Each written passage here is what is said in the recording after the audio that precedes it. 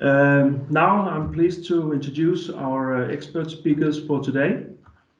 We are so happy that Foley and Lardner will join us this afternoon.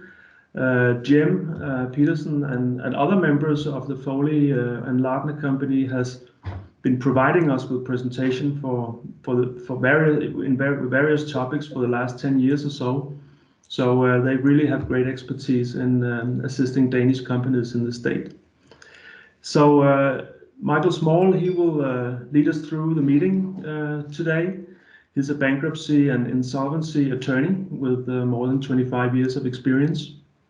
And also warm welcome to another good friend of the house from Kromann Reumert, where Søren Aumann Jensen, who's a specialist in contract law and insolvency, will perspectivize and compare the US process with the Danish. So with that and without further ado, I will lead the word over to you, Michael. Please take it from here. Thank you very much. Thank you, Einar, and thank you very much, Søren.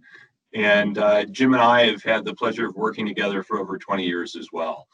And we look forward to our session this morning. And of course, all of us on your panel are happy to take questions afterwards, at the end of the session and after the session as well. Next slide, please. So this is really just where we're going to go. We'll do a quick update on the structures for insolvency proceedings in the United States. We'll talk some practical issues about warning signs when you have a customer or a vendor who is in trouble. We'll talk a little bit about responding to when the bankruptcy actually occurs, and then look at it from a different perspective, which is bankruptcy as an opportunity for acquisition of a company or assets. Next slide, please.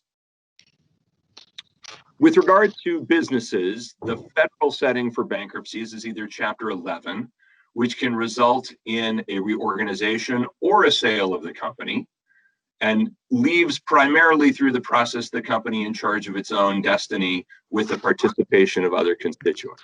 In Chapter 7, the company does not operate, or if it does, only for a very, very brief period of time, and is placed in the hands of a trustee who is independently and randomly appointed.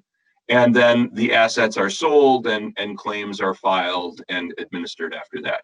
I also put Chapter 15 in here because in the United States, there's a better system than there used to be for cooperating with foreign main proceedings of insolvency. And quite often now, Chapter 15 proceedings are filed in the United States to go along with the lead case taking place elsewhere. But for some companies, either the setting or the expense of bankruptcy in federal court isn't the right choice, either because of expense or because of concerns that equity owners have about claims against ownership. And so they use state law proceedings to liquidate their companies. One setting is a receivership, where you are in a state court as opposed to a federal court, and a receiver is appointed, and their role is very similar to a trustee. Another, which is primarily out of court in most states, is called an assignment for benefit of creditors, which is a little bit like creating a state law trust into which all the assets of the company are placed, and then it's either sold off as a going concern or liquidated part by that assignee, without the same level of powers as a receiver or a trustee, but also old management no longer in charge. And the third that we're mentioning that's fairly typical are Article 9 sales. Article 9 refers to the Uniform Commercial Code, which is the law by which secured lenders are able to foreclose on their collateral. And quite often they either acquire the collateral or sell it to a third party through those procedures, again, out of court under Article 9. Next slide, please. Oh, wait, now we're going to, with each of these, we'll have a pop-up, and then Søren will explain the differences and the variations from what Danish businesses are used to seeing domestically. Exactly, and in Denmark, the management has to operate among sharks when they are close to a restructuring or insolvency proceeding. We only have two proceeding systems in Denmark. We have the in-court restructuring system, where the main focus will be on creditor value instead of shareholder value, and this system is mainly driven by the data, the company itself. If you compare that to the bankruptcy system, then the main purpose in this scenario would be to dispose all assets of the company and wind up all the businesses. And this is mainly creditor-driven, just to compare the different things here. If you should compare the system to the US system, I think the in-court restructuring would be the system that is closest to the Chapter 11 and all the other topics that Michael has just touched upon. They're not really seen in the Danish system as part of the in-court legal system. Next slide. So these are what you should be watching out for if a company is heading towards trouble in the United States. These are, and not just in the United States. Are they stretching the amount of time they're paying their vendors? Have they lost a significant customer? Now their cash flow is going to take a big hit. Have they lost a lawsuit and now has someone got a judgment lien against their assets? Or is the fundamental process that they run been challenged through a successful suit under a patent or a trademark? Has the management suite started to rotate? Are they replacing people or adding people at an inordinary pace? Have they let go of a lot of employees or closed their facilities?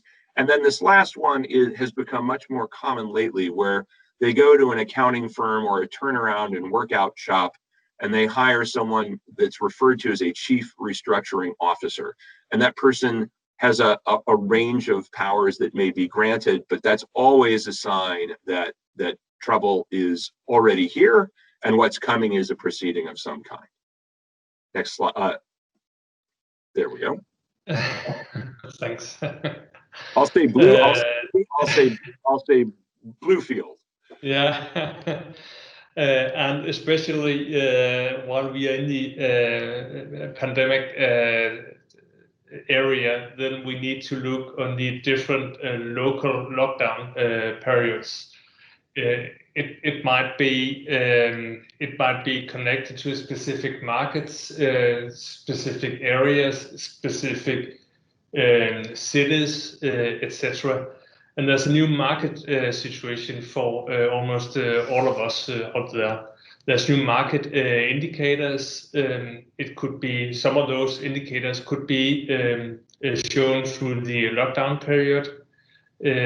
There might be a slight increase of businesses within the online market, and at the opposite, the offline market. But we've also seen that the offline has dropped a lot more than the online market has increased during the last couple of months. One last topic to be aware of is the inventory flow.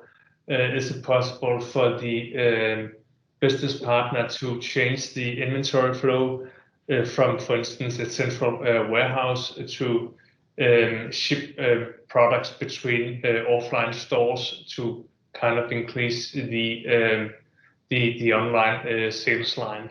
And then finally, what are the possibilities to receive financial support from the government or other sources? Next slide. If you start to see those signs, hopefully you've already been gathering information so that you have good tracking of your payables or your receivables and the performance of your customer or your vendor. It's always a good idea to speak to counsel and find out what options you may have to improve your position from where it is at the time. And usually there are no secrets in the world. So if it's the type of business channel where folks talk to one another, it's not bad to go out and have some conversations and find out what other people are seeing and hearing with regard to this particular company.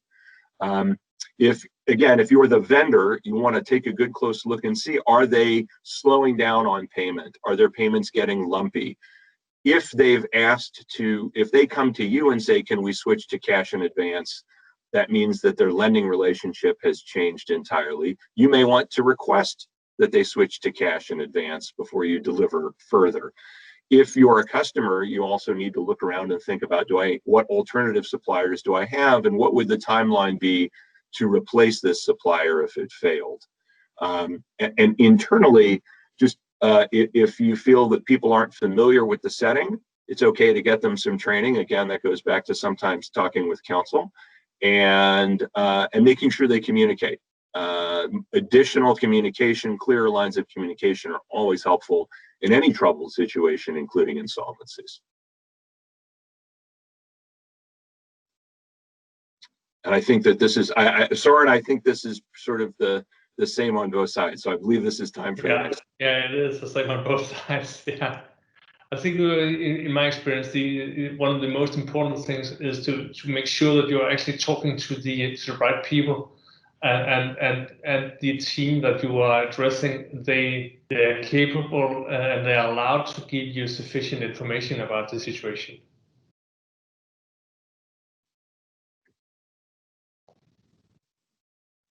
I think, Sandra, we are ready for the next slide. Right. So suddenly a bankruptcy is filed. Nowadays, the news media will probably report it sometime between 1 and 15 minutes after it happens, and the news spreads pretty quickly. You can also have set up searches ahead of time through some of the legal reporting services that'll email you when it happens. But the most important thing is, keep breathing, keep thinking, and look back at the last slide. We don't have to go back to the last slide. In terms of gathering information and staying in communication. So next slide, please. It's very common now in all, well, it's universal now in all federal courts and federal bankruptcy courts and in many, many state courts that the docket of the proceedings is kept electronically. And quite often, if you don't have counsel with direct access to the court docket itself, in any large case, they hire what's called a claims and noticing agent that places the docket available to the public for free, and all filings in the case are available there, generally a little bit more slowly than from the actual docket of the court. The lag is usually some matter of an hour or so. They need to be pretty quick to do their job and to be considered doing it well. So you've got both a for-free avenue for information as well as a for-fee avenue for information across nationwide.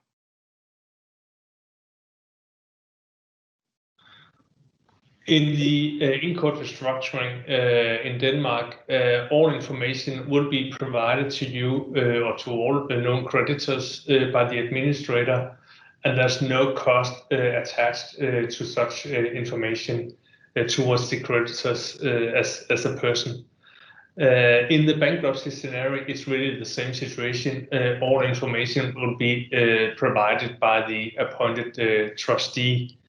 I think it's very important that you, as soon as possible, when you hear about this, start communicating with the company if they have started a restructuring process.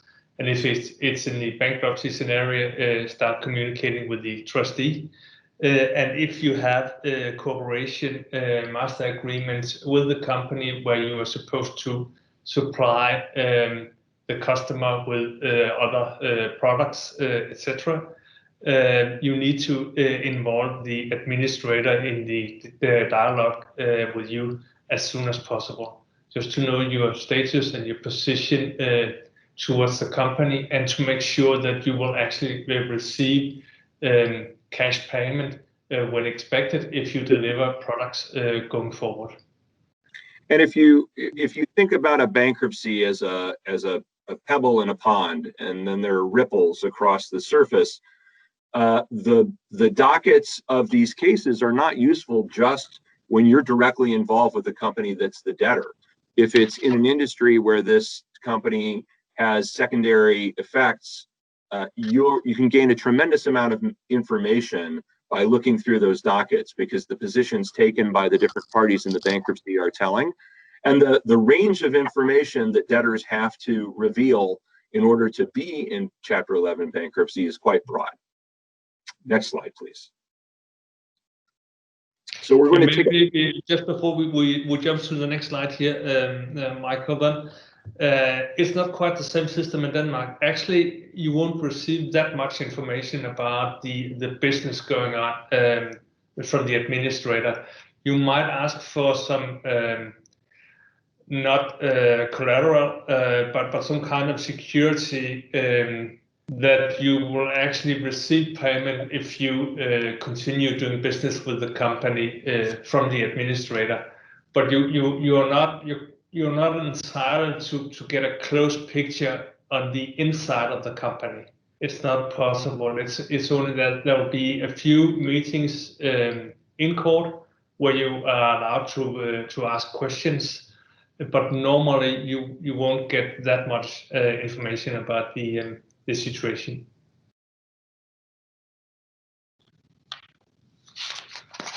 So what Soren and I are going to walk everyone through for a minute or two here is a scenario where the debtor in Chapter 11 is your customer, and you're supplying goods or services to it. So the concern is getting paid and having an ongoing customer. So you've got those two parallel concerns. And there's some differences between the delivery of goods and the delivery of services as far as how they're treated in the law. If we look at this, so going left to right, you've sold goods to someone before the bankruptcy occurred and you're still owed money. You may just have an unsecured claim, which puts you at the lowest priority of creditors. But if the goods themselves were delivered to the debtor in the 20 days before the filing of the bankruptcy, you'll have a priority claim as to those. And the key is the time of delivery as opposed to what the billing cycle would have been. And that's a function of the way that the bankruptcy code was amended a little while ago. Yeah, we should compare to the Danish system right away as we go through the scheme here. Then it's the same situation. You are still all creditors in Denmark are treated equally with all other unsecured creditors. So unless you hold a security right over the goods, then you're forced just to avoid the bankruptcy to incur and to receive dividend at the end. On the other hand, if you hold any kind of securities over the shipped products, you might enforce such security rights right away, either hold back deliveries, stop floating deliveries, which might either be on the sea or on the road, according to the agreed terms or according to international law. In the next piece of the scenario, the goods are delivered to the debtor after the filing, and because they're received and they provide, we need to go back, and there we go. Because that benefit to the debtor occurs during the Chapter 11 case, that sale is accorded an administrative priority on par with the professionals in the case, all other creditors that arise. And as Soren made a good point, I'm for looking at treatment in the United States, each of these are where you're a vendor, but you're unsecured. You haven't taken a security interest in what you're in the goods that you're selling. Yeah. And Soren's in Soren's column, it's an excellent additional comment. Can the debtor pay this? That's the same in the United States and in Denmark, because if, for example, the Chapter 11 case itself becomes a complete disaster, there are situations sometimes where even the post-petition creditors are not paid in full. It's atypical, but it's not unheard of. Is it possible, Michael, in the US to ask for additional security to secure this future payment in a Chapter 11 situation?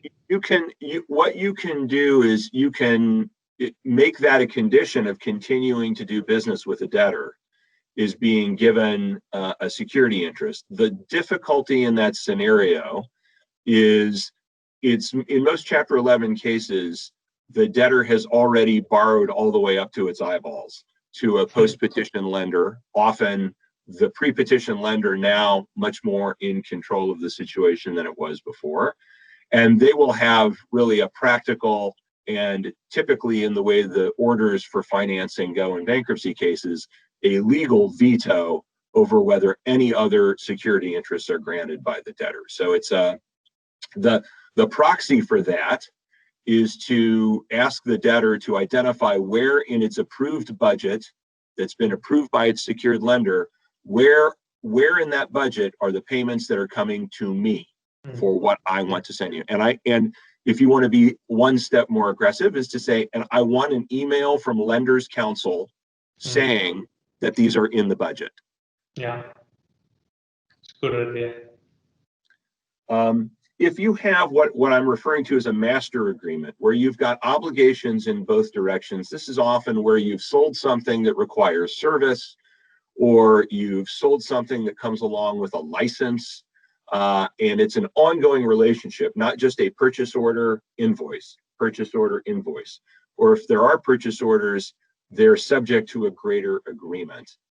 Often this is really if a company needs a volume over the course of a year and it's not predictable, you have agreements like that, then it's more difficult for you to refuse to sell. If you have a master agreement, a debtor will claim that it's an executory contract and that the bankruptcy code prohibits you from refusing to continue to perform simply because it has a pre-petition breach of that contract. Your leverage will rise up higher if the debtor wants to assume and assign your contract, because then in that scenario, all of the defaults have to be cured. I only have one additional comment to that, Michael, and that is that you're actually not allowed to claim prepayment or ask for other securities as a condition to fulfill the obligations according to the agreement. And the difference in the master agreement is exactly what you explained before, to the contrary of where you have this delivery invoice situation. It's an excellent point, and those are consistent in U.S. and Danish law. So thank you for clarifying that. In the master agreement, where you might ask for more if you don't have that, if you already do, you have to live by it. Yeah, exactly. Let's see. In the interest of time, what I want to just quickly go to are, if goods are in a third-party warehouse or they're still in transit, then the warehouse or the carrier of the goods is probably going to try and insist that they're going to stay in their hands until they're paid. And so as you're shipping to a customer that's in trouble, know that you may have some risk of having to pay the shipping yourself, even if it was supposed to be on the customer, if the carrier or the warehouse person hasn't been paid. Yeah.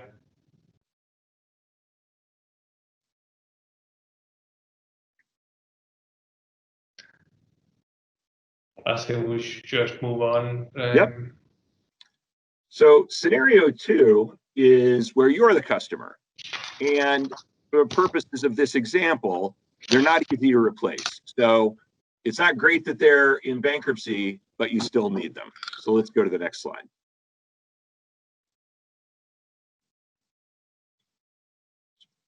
So you may want to withhold payment from the debtor till you see things are a little more certain. And that's really a dangerous strategy, other than in the short run. You can place a little pressure in order to get the information you want, but simply refusing to pay a debtor that you owe money to, they've already got a court that's going to be relatively favorable to them to force you to pay it if you don't. The key, I think, in these situations is having an understanding of what's going to happen with the money. And if they haven't yet filed a bankruptcy, but they're troubled, you want to make sure whether or not they're really going to be able to use that money. If it's just going straight to their secured creditor, you may want to try and have a three-way conversation with the lender, your customer, and you about how long they are going to be on this earth. Mm. And if the administrator has already been appointed, then please remember to ask for payment instruction directly from his side, because then you're sure that the money is directed to the right person and it is not used somewhere else in the debtor's organization. And then similarly here, even as a supplier, if you have a master agreement, you can't really just refuse to perform, but what you are entitled to payment for your post-petition performance. You're not allowed to hold it up for getting the money they owed you from before the bankruptcy filing itself. You don't have to keep buying if you're concerned if you have a purchase order by purchase order relationship, though. And similarly with warehouses and carriers, usually they have a practical, and in the US, a fairly strong legal ability to get in between the customer and the goods until they're paid. I just want to mention one point according to the master agreement situation, because it is not possible for the debtor to continue a master agreement without the explicit consent from the administrator in the in-court restructuring in Denmark. So he must directly approve to continue this kind of contracts. If he doesn't, then you are out of the contract, and you cannot enforce that towards the debtor. And I think it's very important in this scenario to address the administrator directly. And it's a very important distinction between Chapter 11 in the United States and in the administrator-run setting in Denmark, because the debtor is going to be able to decide to assume or reject that contract. And they, with the exception of commercial real estate leases, they really have all the way until confirmation of a plan in a Chapter 11 case to make that decision. And the standard for their decision is going to be business judgment. Mm. Next slide, please. So just as a really quick review, it would take way too much time to go down each of these paths, but this is really a list of the parties that are going to have a lot of influence in a Chapter 11 case. Obviously, the debtor, and it needs, other than in ordinary course activities, has to get court approval for what it wants to do. The existing secured lenders, and the DIP means debtor in possession lenders, and often that's the same group of folks, and they have, I would say, along with the debtor, the most influence in a case. In most cases of any size, a committee of unsecured creditors is appointed, and they have a voice in everything, but not a vote in everything. And what their power often is to negotiate better terms in order to refrain from or withdraw an objection that they've made to something that the debtor is seeking approval to do. Quite often, especially nowadays, secured lenders are using bankruptcy as a means of corporate acquisition. And in doing so, other than those creditors that they feel are absolutely necessary to the future of the enterprise, they're going to treat them remorselessly and will do their best to try and make sure that the way that the value is divvied up of the company and the assets is to their favor and the disfavor of unsecured creditors. And the creditors committee is active in order to try and push back on that impulse as well. Critical vendors is a category you'll see at the very beginning of almost every case, where they're going to get paid up front, and the debtor is going to propose to do that, which is contrary to the typical model of the bankruptcy code, but necessary for the company to keep functioning. Unions are far less a common issue nowadays in the United States than they would have been 30 years ago, but certain companies still have significant claims for pensions, for healthcare benefits, and depending on where they're located or what business they're in, they actually can't function without union workers. So that's another thing to keep your eye out for. Potential purchasers obviously can change the entire direction of a case. as can the availability and the identity of those who are providing exit financing for a company that's reorganizing. I think it's important to stress that we don't have the system about the DIP financing in Denmark. So it's not possible in a Danish company to be pushed down in the value chain or the priority chain if you hold a mortgage, even though that at such a DIP financing could be in the best interest of all creditors seen as a whole. And in the United States, that financing can only come prior to the existing secured claim if the debtor can demonstrate that that existing secured lender is adequately protected, that the value of its collateral will be enhanced and not harmed by the process of placing this superior security on top of it for the new money. It's very rare nowadays to have a new party provide that DIP financing and get a priority lien. It's unusual, but theoretically possible. Next slide, please. What we're seeing a great deal of nowadays, where the company is essentially just reordering its capital stack, where creditors, the lenders are really becoming the owners and the lenders to the new entity. They are often prepackaged or prearranged. When you hear the term prepackaged, that refers to where the voting has already taken place and they file the equivalent of a fully baked and frosted cake on the very first day of the case, and that should last, somewhere between 30 and 45 days total. Prearranged means the debtors have negotiated what they think is a deal they can force on everyone, and now they've gone to court to try and do that. And the question will be, are there outside parties who are not part of the deal coming in who will be able to successfully change any of the terms or conditions of what's being proposed? Next slide, please. So this is a subject that should be in your mind as you've got somebody who owes you money, starts to look like they're in trouble. And it gets talked about a little bit at the front end of bankruptcy cases, but it typically only starts to happen after a Chapter 11 plan has been confirmed and the company has either been sold or liquidated.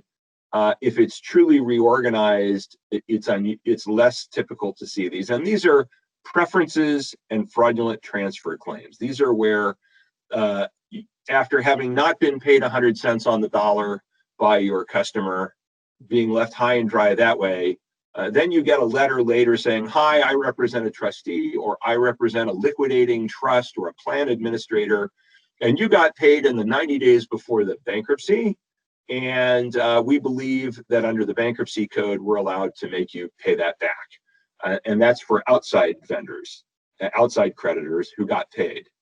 The idea behind this aspect of the bankruptcy code, which people really hate, they experience it as a poke in the eye with a sharp stick, is that bankruptcy is supposed to treat all creditors of equal priority equally. So the statute allows to go out and look and see who did better leading up, and then try and make them cough the money back up and then be on the same level as the other creditors. The same statute, though, provides defenses recognizing how severe that consequence is for someone to have to cough up money that they were already paid. And the 1 year reference, by the way, is for insiders. The look back for payments of debt for insiders goes back a year. The defenses are referred to as the ordinary course defense, which looks at the terms of how it was billed and how it was paid and how that compares to the pattern and practice of the past. The next is called subsequent new value. That's so if I get paid $100,000 that might be pulled away from me as a preference, but I extended new credit by selling $150,000 of goods and I didn't get paid for it. Well, now I have a complete defense as to that $100,000 because I wasn't paid for my $150,000 of new. That's an example of subsequent new value. A contemporaneous exchange for value is really where the delivery of the good or the service and the payment occurred at the same time. And the bankruptcy code wants to encourage that, to allow companies to stay alive. So that's another defense. And earmarking is a special situation where someone provides financing to a company in order to relieve existing debt, and it's the lender that insists that this money go to get rid of that old creditor, and the money never is in the control of the debtor. So on the closing of this new financing, the money shouldn't flow through the debtor, but should go straight from the new lender to the old lender, or the old creditors who want to clean up that balance sheet in order to make that loan. And that's outside of bankruptcy. And that's very important to think about if someone is trying to settle with you and they're getting the money from somewhere else. You want to try and document it in a manner that the money doesn't flow through the debtor, but flows around them to you in exchange for your release. Fraudulent transfers are a different animal, pun intended. A constructive fraudulent transfer looks at a payment that was made and says, was value received by the debtor in exchange for this at a time when it was insolvent, or if this transfer made it insolvent. And shareholder dividends are looked at that way, is that shareholder dividends didn't create something that created value for the debtor. And then sometimes if a lender, let's say a company that's worth $100 million, somebody lends $10 million, the money gets dividended, but they get a blanket lien on all the assets of the entire company. In a bankruptcy scenario, other creditors will try and make the argument that what was granted to the lender was well in excess of what it provided. And because the money didn't stay with the company, it went through to the shareholders. And that's often what happens in a leverage buyout scenario. Actual fraud is just somebody saw that the company was going to go down. They had some cash. They wanted to get it out of the company for their or someone else's own benefit, and they paid it. And the look-back periods vary under federal and state law, but it's not unusual to have as many as 5 years looking back to say somehow was there a transfer for that was not for reasonably equivalent value.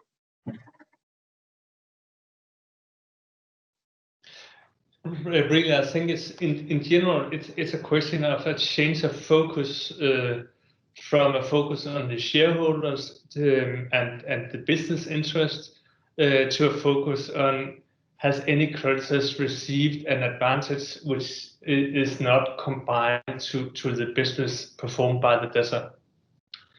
I've written up here that normally we only see clawbacks in a bankruptcy scenario. Theoretically, the rules might be used in a restructuring scenario as well, but we don't see that much.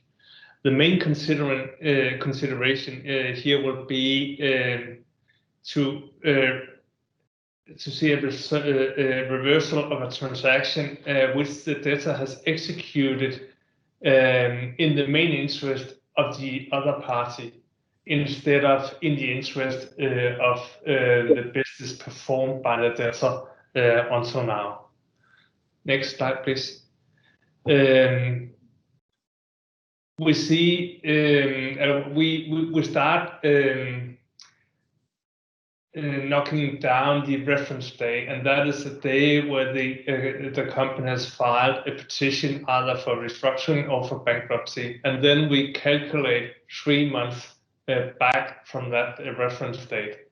If we look upon a party who is close connected to the debtor, the period might increase up to a 2 years period, but that will be based on a soft valuation. The main transactions that we see reversed will be payment of claims before due date, spend of all cash, kind of to empty the liquidity position of the company, so it's not possible to perform the business going forward, or in a more southern way, payment in kind. And as defenses is close to the. Sorry, Michael. No, go ahead. No, the defenses here is almost the same as Michael has just described in the US system. So I think the most important here will be that a payment or a delivery according to the ordinary course of business of the debtor, it is the most normal way of avoiding to have the transaction declared reversed afterwards.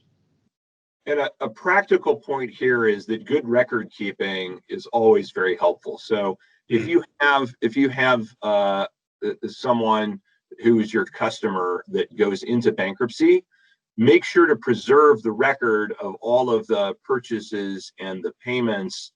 Really going back a full year is a good idea, if not more. If you're able to preserve more, that's fine. But it's really important to be able to really accurately and in tremendous detail look back at that purchase and payment history, invoice by invoice.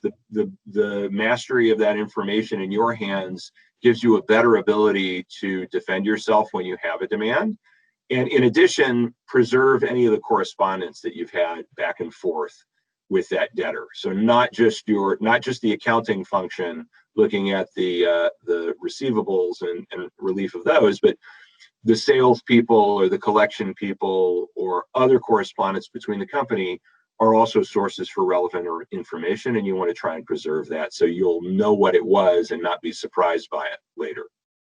Yeah, and then it's much easier for you to document that this pattern of actions between you and the other party is actually according to the ordinary course of business between the two of you, even though that a trustee afterwards might consider this to be extraordinary or not to be as a standard procedure according to other patterns that he has seen within the business.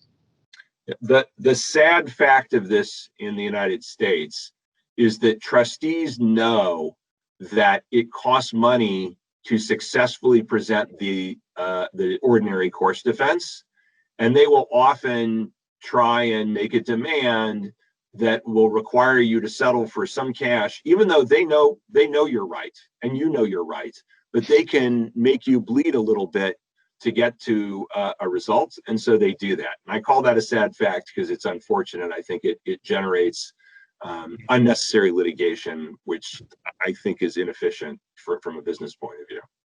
Yeah. So now let's look on the bright side.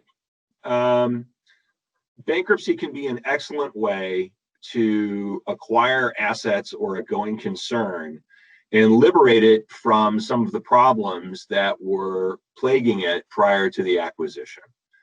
Typically, the bankruptcy process is really designed to try and maximize the value of an enterprise or a particular asset that's up for sale. So the process is often going to try and start with an agreement with a bidder against which the world is then allowed to compete to try and outbid it. And that bidder is referred to as the stalking horse. And they're entitled for having set the floor. You negotiate entitlements for yourself of a breakup fee, of minimum requirements for competing bids to be considered qualified. And if you're the stalking horse, strategically in your own self-interest, what you're trying to do is create as many barriers to competition as you possibly can while creating the appearance of no barriers to competition as best you can.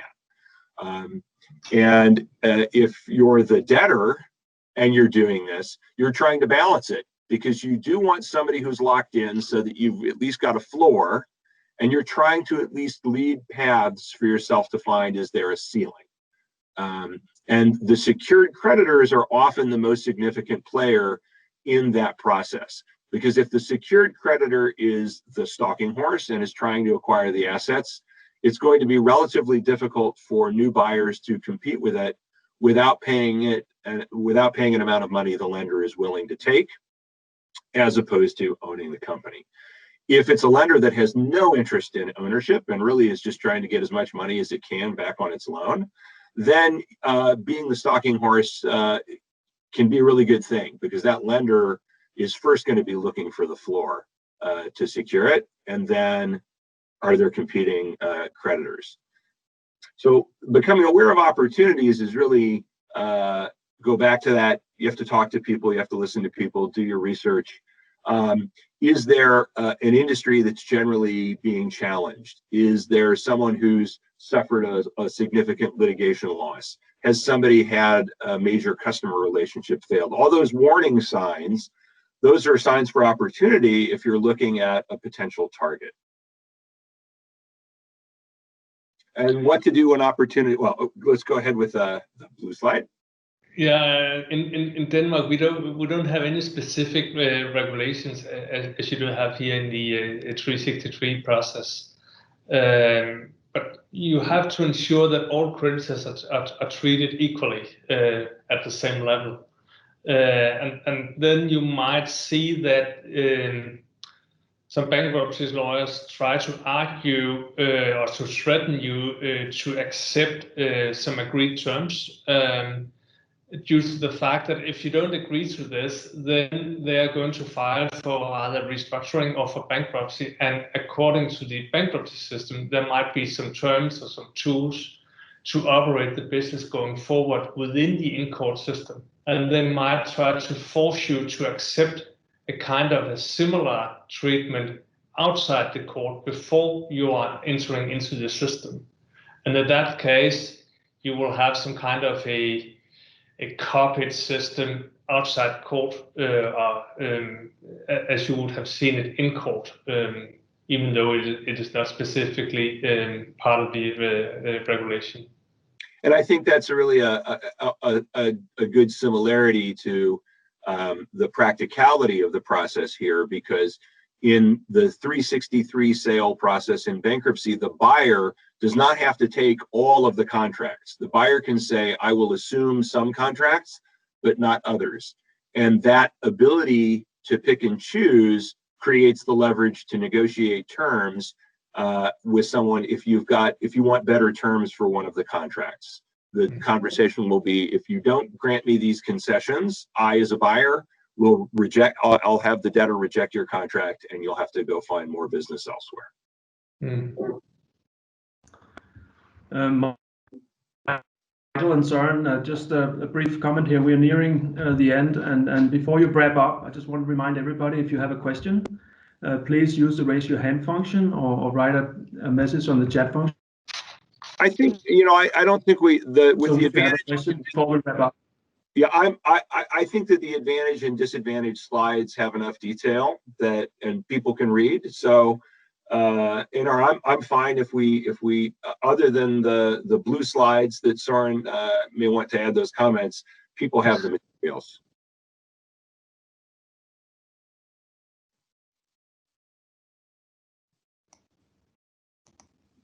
I don't know, Søren, if you had a comment to the last couple of slides there. No, actually I don't.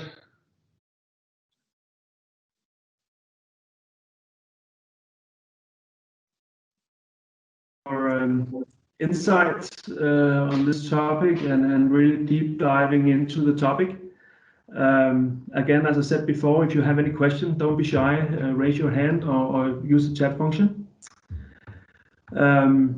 If not, let me maybe start out with, I have a more general question, and maybe also Jim, you could chip in here, but just from a general point of view, if you look at foreign companies in the US right now, European or Danish, I mean, which sectors do you see right now are mostly hit? I mean, we know the companies who are hit by the pandemic right now, but does that correlate with the picture you see in terms of the current bankruptcies if you look at the foreign companies in the States? I don't know, Michael, if you have a comment to that. I was waiting for Jim. I'm seeing, I think that in high-end manufacturing and in food, there's a lot of turmoil because people expect a tremendous slowdown in the auto industry. Right. And the food industry in the United States in general is going through tremendous turnover. And I think that's an area, both of those are areas where Danish companies have tremendous strength. Right. And is there any point there in terms of geography? If you look throughout the US, are there any special areas that Danish companies should have a lookout for?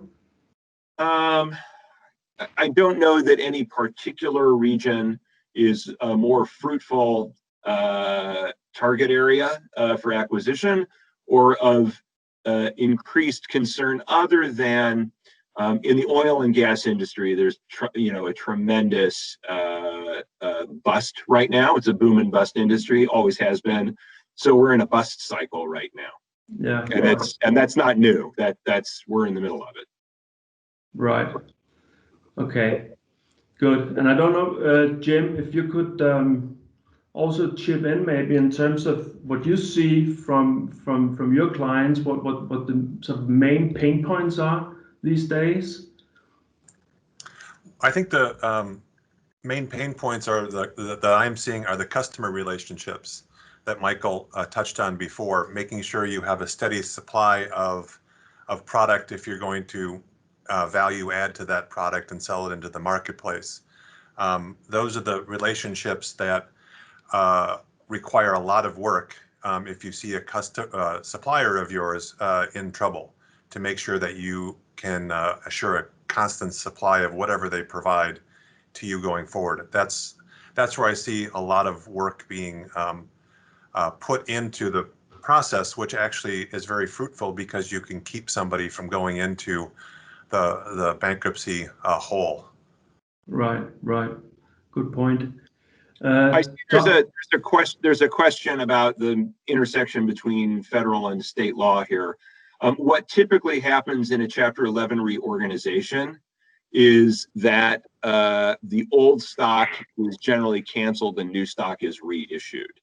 And so as a practical matter, the old co is dissolved, but the federal bankruptcy law supersedes the need for state law dissolution in general when you have that.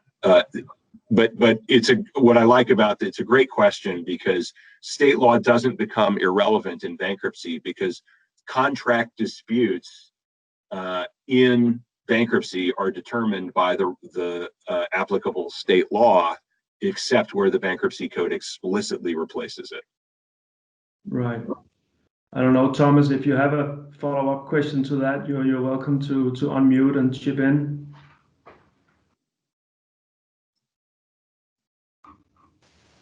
Hello, can you hear me? Yes.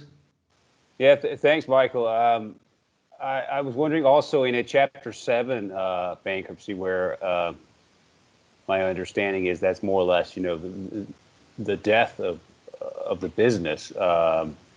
So how does that work with state law? And once you're through the Chapter 7 and then the court has resolved that there's nothing there to distribute, or maybe there is and it has been distributed, how do you then, do the final act of burying the corporation under state law? Obviously, it's state by state, but is there some kind of as you said, superseding mechanism under the federal bankruptcy code that trumps whatever applies under state law? I think that really what you have under state law after there's Chapter 7 bankruptcy is really administrative, because typically the company is just involuntarily dissolved by the Secretary of State of the relevant state for having to fail to file the necessary annual fees and/or reports. And so it's just dissolved that way. But the Chapter 7 itself has answered any of the relevant legal questions that would otherwise happen through a state law dissolution. Okay, thank you. Okay, thanks, Thomas.